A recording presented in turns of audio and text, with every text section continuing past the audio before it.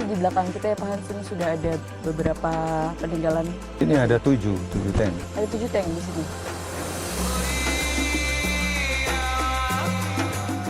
Jadi pesta adat ini kita lakukan untuk mengangkat kita punya adat istiadat.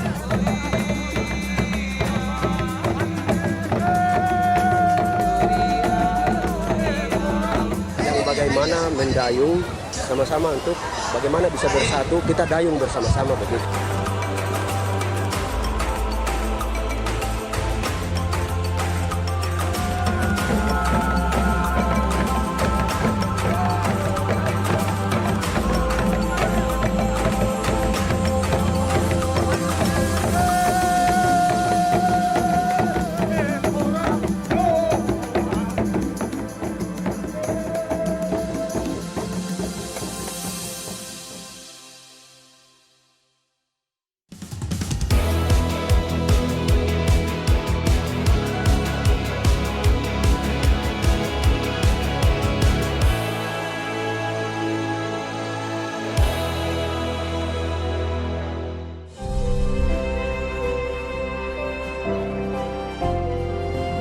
Kali ini perjalanan membawa saya ke pesisir Kabupaten Tambrau, Provinsi Papua Barat Daya, yang secara geografis terletak di utara Kepala Burung Papua atau dalam bahasa Belanda dikenal sebagai Vogelkop.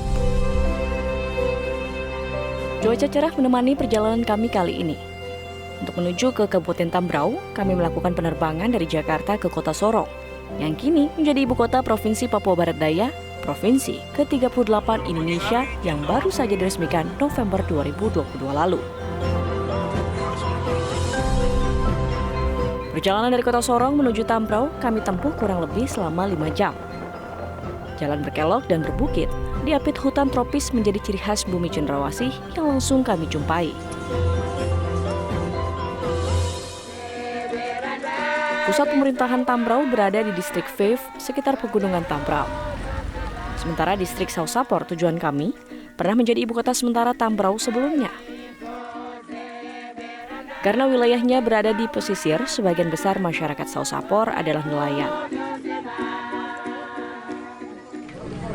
Sementara yang lainnya juga berkebun untuk membantu ketahanan pangan jika laut tengah tidak bersahabat.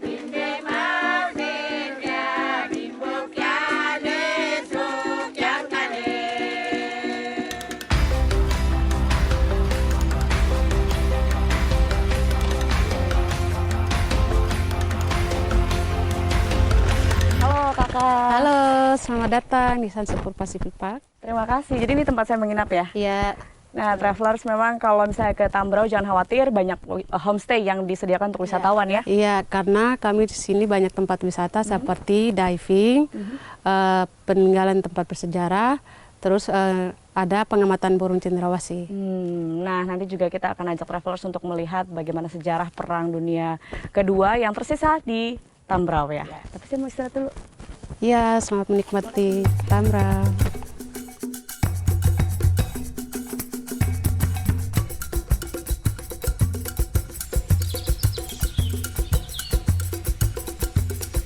Salah satu potensi di Tambrau sebetulnya ada wisata untuk melihat bagaimana sisa-sisa Perang Dunia Kedua dari perlawanan sekutu melawan Jepang. Nah, saya akan melihat langsung seperti apa.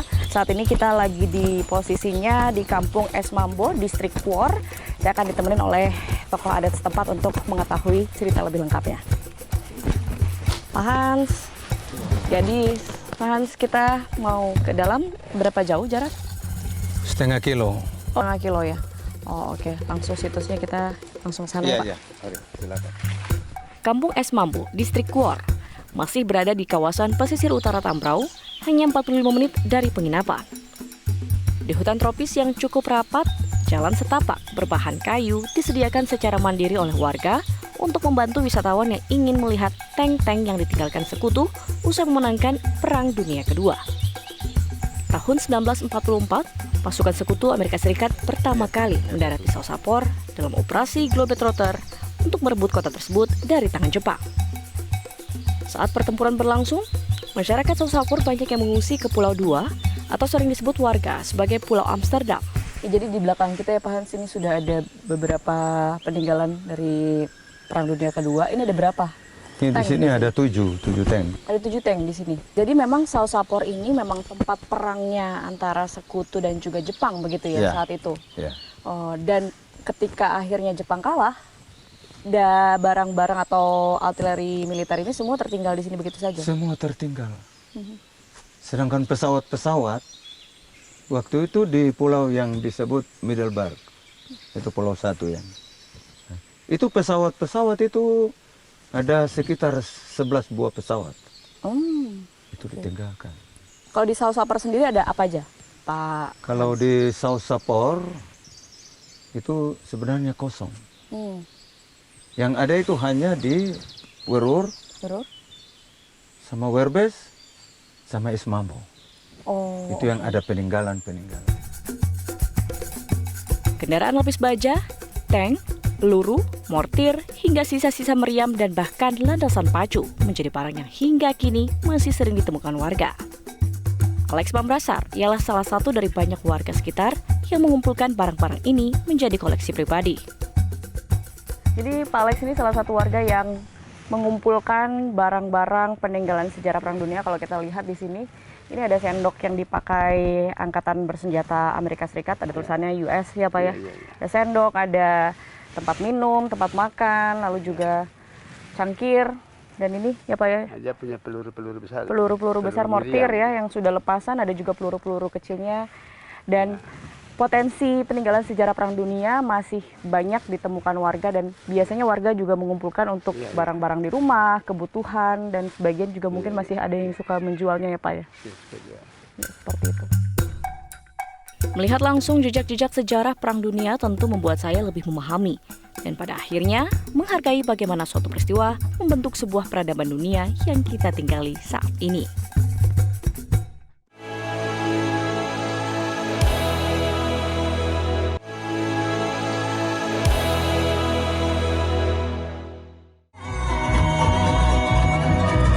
Hari ini menjadi hari besar bagi masyarakat Kampung Werur, Distrik Bikar. Nama Distrik Bikar diambil dari kata Biak dan Karon, dua suku yang telah tinggal di wilayah ini lebih dari 100 tahun.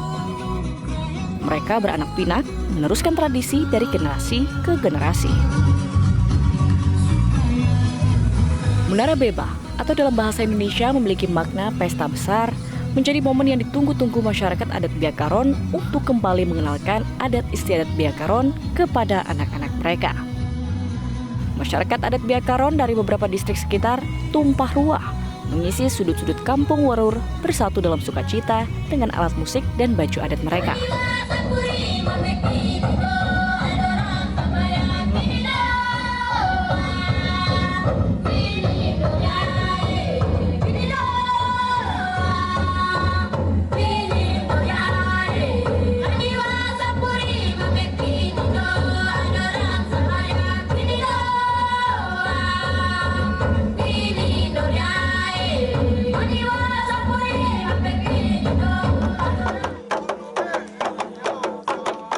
Pengenalan 6 karat menjadi tanda pembuka dimulainya pesta adat Menara Beba. Bapak mama, kakak, adik, tete juga nenek, dari karet mayor, karet paraibabo, karet mar, karet mambrasar, karet merino, dan karet yapen turut serta masuk ke dalam barisan.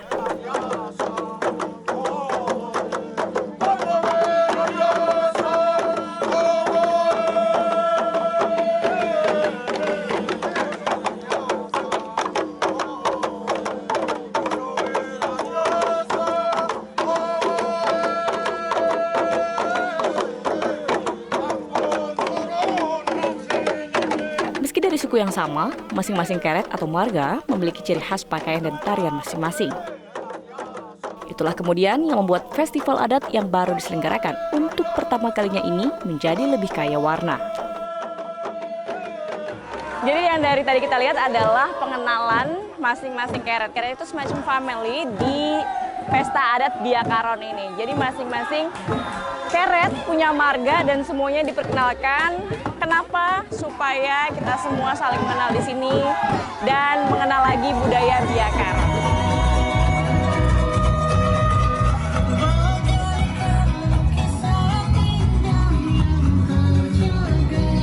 Bukan hanya hanya tari-tarian, musik, dan bahasa Biak yang menjadi bintang dalam festival ini.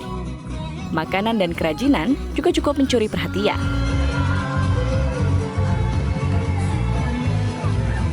Wisatawan bisa melihat bagaimana hasil bumi seperti minyak kelapa, umbi-umbian, dan kuliner khas masyarakat Biak Karon begitu melimpah untuk bisa menopang perekonomian warga di masa depan.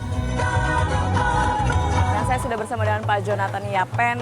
Pak Jonathan sebagai Ketua Pesta Adat Menara Beba ya Pak ya. Ya. Sebetulnya mengapa Pesta Adat Menara Beba ini diadakan? Apakah ini pertama kali atau seperti apa? Iya, mungkin kalau mau dikatakan ini pesta adat yang pertama. Pesta adat ini kita lakukan untuk mengangkat kita punya adat istiadat orang Biak. Bagaimana kita orang Biak itu hidup dengan adat dan juga tahu adat. Nah, jadi kehidupan ini sudah terbawa oleh zaman perkembangan yang masih hidup kalau kita berbicara sesuai dengan tema dari kegiatan ini. Itu di situ Kobe Oser, Kosambrab, Makobawes yang diartikan kita berkumpul, kita maju, dan kita membangun. Itu tujuan dari kegiatan festival ini. Di ufuk barat, matahari mulai tenggelam kembali ke peraduannya. Sementara, para tetua adat dan kepala-kepala keret tengah bersiap melakukan ritual adat lainnya. Apen Bayeren. Dalam makna harafiah, Apen memiliki arti batu yang dibakar. Sedangkan Bayeren berarti kesepakatan.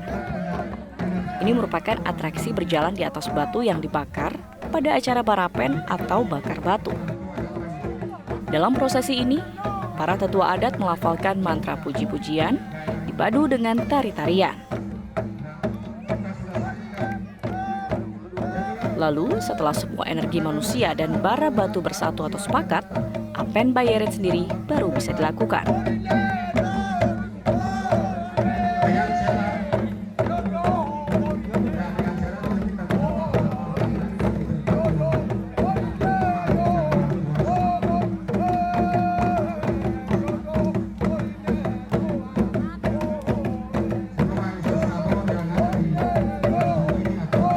Apen Bayeren menjadi satu tradisi yang kini sudah langka dimainkan. Tidak sedikit bagi anak-anak muda Biak Karon baru pertama kali melihat atraksi ini secara langsung.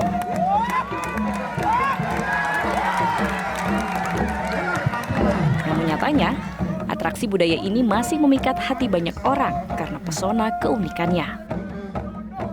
Maka tugas kita lah untuk melestarikannya karena Apen Bayeren selalu menjadi bagian penting kebudayaan masyarakat Biak Karon.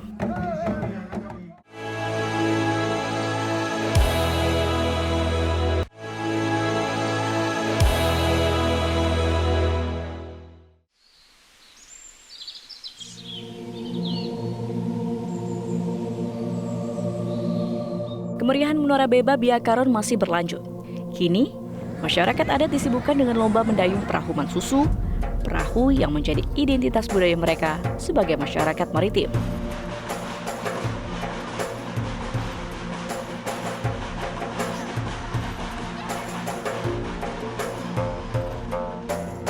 Perahu ini menjadi simbol keberanian, keuletan, dan keindahan yang telah ditanamkan suku Biak dari generasi ke generasi. Secara gotong royong, masing-masing keret selama sebulan penuh membuat perahu mansusu untuk dipertandingkan. Menariknya, masing-masing keret memiliki nama tersendiri untuk perahu keluarga mereka. Misalnya, Keret Mayor memiliki perahu bernama Irombe, Imponi milik Keret Mar, Sowaro untuk Keret Parai Babo, Marbudi dikenal sebagai perahu Keret Mambrasar, Mansuan milik Keret Mirino, dan perahu Womok untuk Keret Yapen.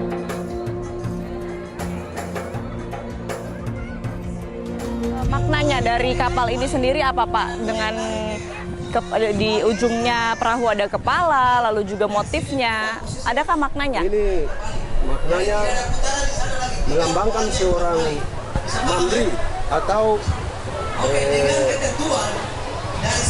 seperti panglima. Oh. Begitu yang memimpin perahu ini untuk setiap masuk setiap daerah. Perahu keluarga besar mayor ini yang masuk lebih dulu untuk kasih bersih semua pelabuhan, baru semua keret masuk. Jadi kita punya panglima ini Oke. yang ada di depan perahu. Ini laki-laki sebagai seorang mambri. Perahu di Keret Mayor itu dianggap sebagai apa?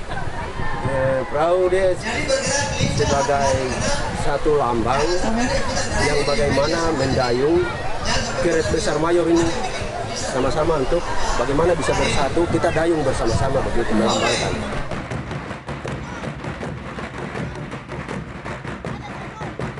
Masyarakat terlihat sangat antusias mendukung keluarga mereka yang berlomba. Bagi mereka, ini adalah momen untuk menunjukkan kemampuan mereka di laut, sebuah kebanggaan dan prestis yang harus dijaga. Apalagi perahu Mansusu dikenal sebagai perahu jelajah yang sudah digunakan untuk berperang sejak abad ke-15 oleh orang India.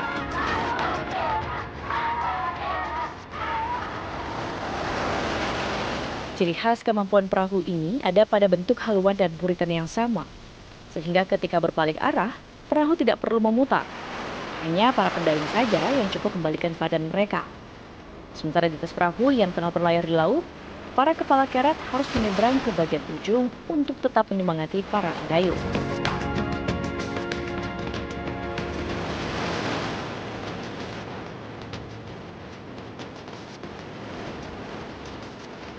Menyaksikan perahu-perahu Mansusu yang berlomba dengan kecepatan tinggi mengingatkan kita bahwa sejak dari nenek moyang hingga kini, bangsa kita adalah bangsa yang kuat mengarungi lautan. Semangat kemenangan lomba dayung sebetulnya bukanlah semangat kompetisi antar keret. Lebih dari itu, yakni semangat untuk meneruskan tradisi maritim dan menjaga kelestarian laut untuk pemanfaatan yang lebih baik bagi generasi selanjutnya. Itulah misi yang sebetulnya diusung dari Pesta Besar Biakaron kali ini. Upaya untuk melindungi laut sambil melestarikan kembali tradisi dan mempererat hubungan antar keluarga keret yang tinggal di pesisir. Saudara-saudara yang diberkati Tuhan, mari kita berdoa. Di Pulau Dua yang letaknya di seberang Teluk Werur, ketua adat, kepala-kepala keret, dan tokoh agama setempat menggelar upacara tutup sasi atau sasisen. Sasi atau sasisen adalah sebuah peraturan adat yang mengatur penggunaan sumber daya laut dan darat dalam jangka waktu tertentu. Sasisen, Romyasine, Dekawasa, Rorasine, Aturan ini dibuat untuk menjaga keseimbangan ekosistem dan menjaga keberlanjutan sumber daya alam. Setelah 1 tahun berlalu, masyarakat akan mengadakan upacara buka sasi dan kembali mengizinkan sumber daya laut dan darat yang sebelumnya dilarang kembali digunakan. Upaya konservasi memang tidak bisa lepas dari peran masyarakat hukum adat. Berbagai dukungan penguatan masyarakat hukum adat ditunjukkan Yayasan Konservasi Alam Nusantara yang selama ini mendampingi masyarakat setempat. Salah satunya dengan menyerahkan kapal dingki agar memudahkan masyarakat dalam pengawasan dan pengelolaan wilayah sasisen atau kawasan konservasi. Selain itu, edukasi pengelolaan perikanan skala kecil, peningkatan pengelolaan kawasan konservasi, serta pengembangan mata pencaharian masyarakat pun terus diupayakan. Sejalan dengan target pemerintah yang ingin mencapai target 30 juta hektar kawasan konservasi pada tahun 2030 atau 10% dari luas perairan Indonesia. Di belakang kita ada speedboat.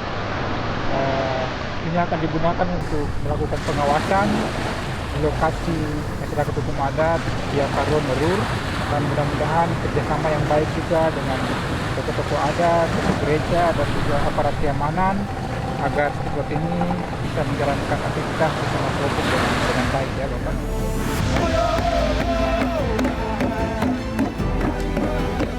Jika penguatan masyarakat hukum adat dan pengawasan wilayah sasisen bisa terjaga, tidak sulit membayangkan adik-adik, nona, kakak, bapak, dan mama di masa depan bisa terus hidup selaras dengan bumi pertiwi yang tak pernah putus memberi.